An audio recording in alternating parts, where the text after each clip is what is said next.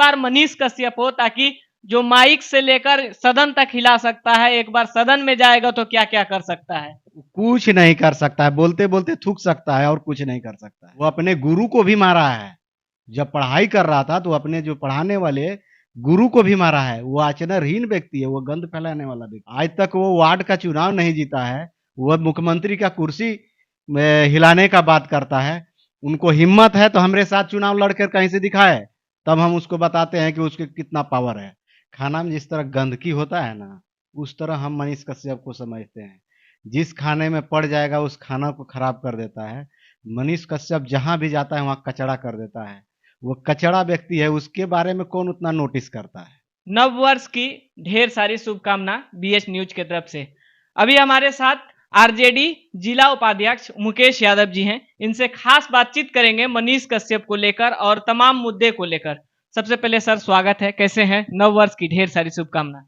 आपको भी नए वर्ष की ढेर सारी शुभकामनाएं। आपके चैनल को जो श्रोतागण देख रहे हैं उस सभी को नव वर्ष की शुभकामनाएं। सभी देशवासियों को भी नव वर्ष की शुभकामनाएं। सर नव वर्ष आ गई है, सरकार डगमगा रही है, मनीष कश्यप जी बाहर आ चुके हैं और 180 दिन का काउंट करने का जो बात उन्होंने लगातार अभी सोशल मीडिया पर बोल रहे हैं कि 180 दिन में सरकार बदलने वाली है। क्या वो मौसम बदल रही है? ठंड का मौसम में गर्माहट सा महसूस हो रहा है।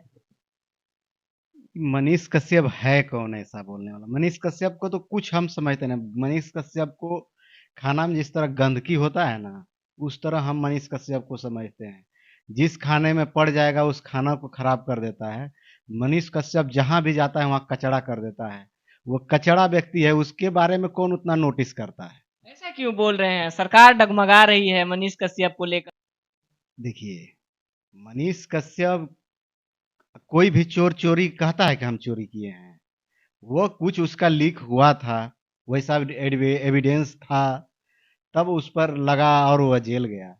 ऐसा नहीं कि उसको तेजस्वी जी अंदर किए। अगर तेजस्वी जी अंदर किए रहते तभी भी तेजस्वी जी सरकार में, उसको बाहर नहीं आने नहीं, देते। वो तो बोल रहे हैं, हम साफ सुथरा बोले कि जो सरकार में व्यक्ति हैं वही हमें जानबूझकर अंदर किए, हमको जानबूझकर बंद किए। उनका बयान है, ये साफ सुथरा वर्ड में पूछा गया था एक पत्रकार बंधु के द्वारा, क्या आज सरकार के द्वारा आपको बंद किया गया था? तो उन्होंने साफ शब्द में बोला, जी हाँ, सरकार ने ही, हाथ गोड़ पैर सरकार का ही सारा कुछ था जो हमको बंद किए थे जेल में।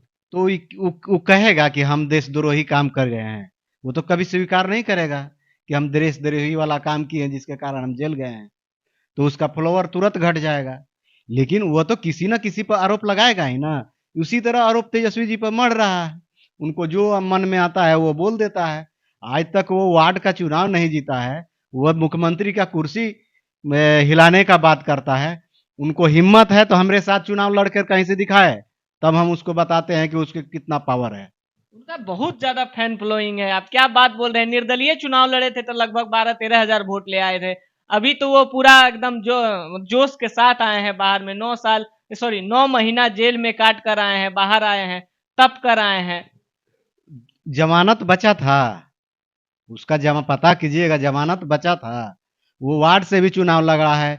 वो आचरणहीन व्यक्ति है, वो अपने गुरु को भी मारा है।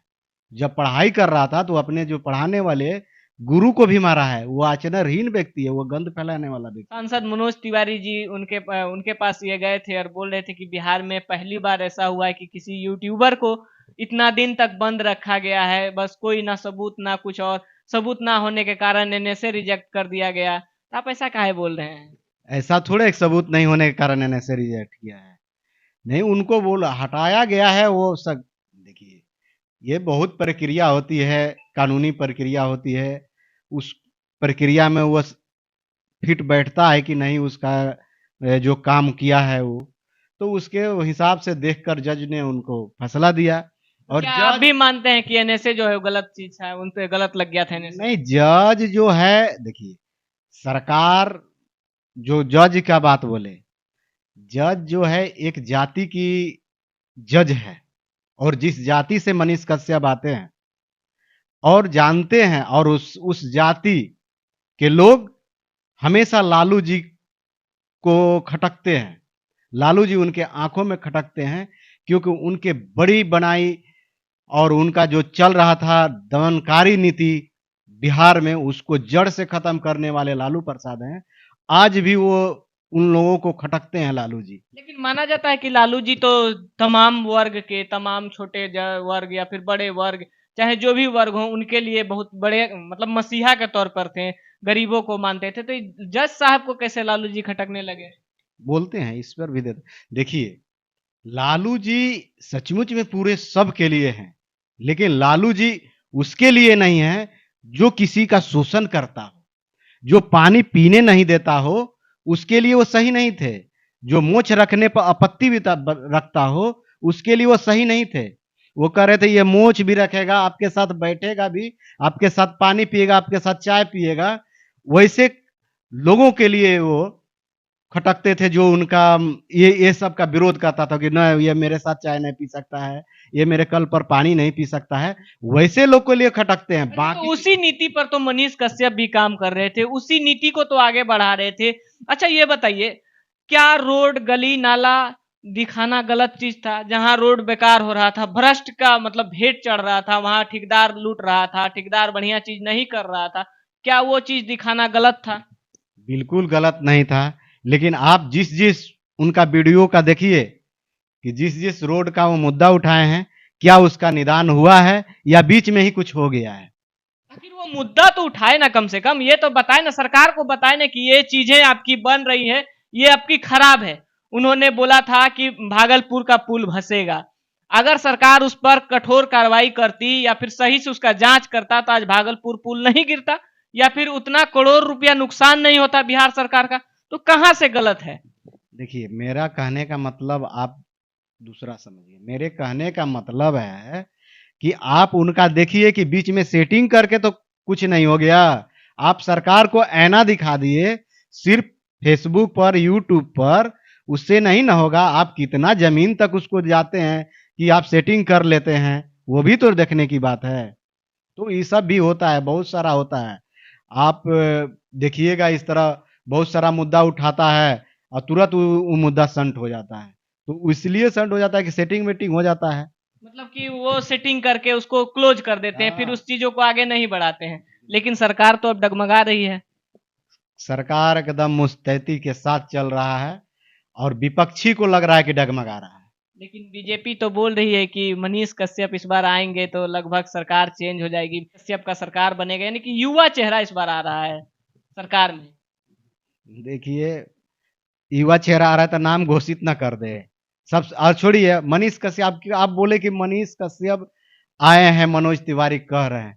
मनोज तिवारी क्या कर रहे हैं? यहाँ का बीजेपी इतना कमजोर हो गई है कि मनीष कश्यप को आगे करके चुनाव लड़ना चाह रही है। उसको वही आएगा तो चुनाव हरा सकती है। युवा युवा का चाहना है हमेशा, जो युवा आप हमेशा देखे होंगे मनीष कश्यप को लेकर युवा में जागरूकता है कि नहीं, इस बार मनीष कश्यप हो, ताकि जो माइक से लेकर सदन तक हिला सकता है, एक बार सदन में जाएगा तो क्या क्या कर सकता है। कुछ नहीं कर सकता है, बोलते बोलते थूक सकता है और कुछ नहीं कर सकता है।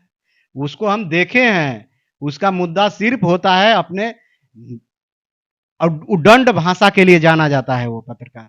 अगर बिहार में कोई सबसे उद्दंड पत्रकार है, उद्दंड भाषा शैली है, तो वही मनीष कश्यप का है। कैसे आप लोग उसको सिर पर बैठाए हुए हैं, माथा पर बैठाए हुए हैं, पता नहीं। युवा का वो चाहना है। हम लोगों का ये नहीं कि हम लोग किसी को सपोर्ट नहीं करते हैं, किसी का विरोध नहीं करते हैं। हमारा सवाल रहता है, आप लोगों का जवाब रहता है। जो हमारे युवा साथी सवाल करते हैं वो सवाल आप लोगों से हम पूछते हैं। देखिए, युवा साथी का क्वेश्चन रहता है। देखिए, कुछ युवा जो है ना, देखिए हर युवा के लिए नहीं बोले, मान लीजिए उनको लगता होगा अच्छा, लेकिन अब यू नेता नहीं हो सकते।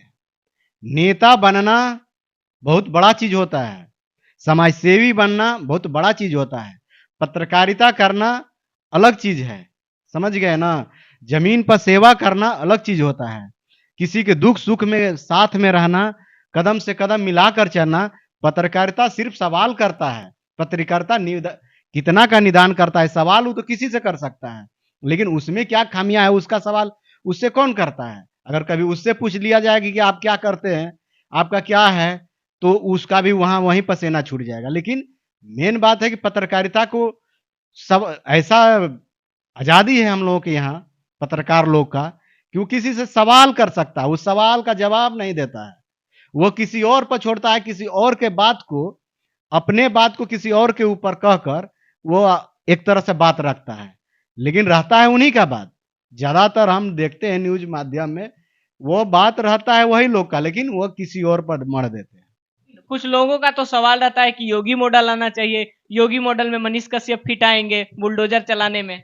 अरे वैसे दंगाई टाइप के लोग के लिए पसंद है योगी, कि जहां बुलडोजर चले। हम लोग मोहब्बत की बात करते हैं, किसी को घर उजाड़ने की बात नहीं करते हैं, दंगा फैलाने की बात नहीं करते हैं। हम लोग मोहब्बत की बात करते हैं, और मोहब्बत का नाम है राष्ट्रीय जनता दल, गरीबों का नाम है राष्ट्रीय जनता दल, शोषितों का नाम और शान है राष्ट्रीय जनता दल। इसलिए हर लोग का पसंद है बिहार में राष्ट्रीय जनता दल।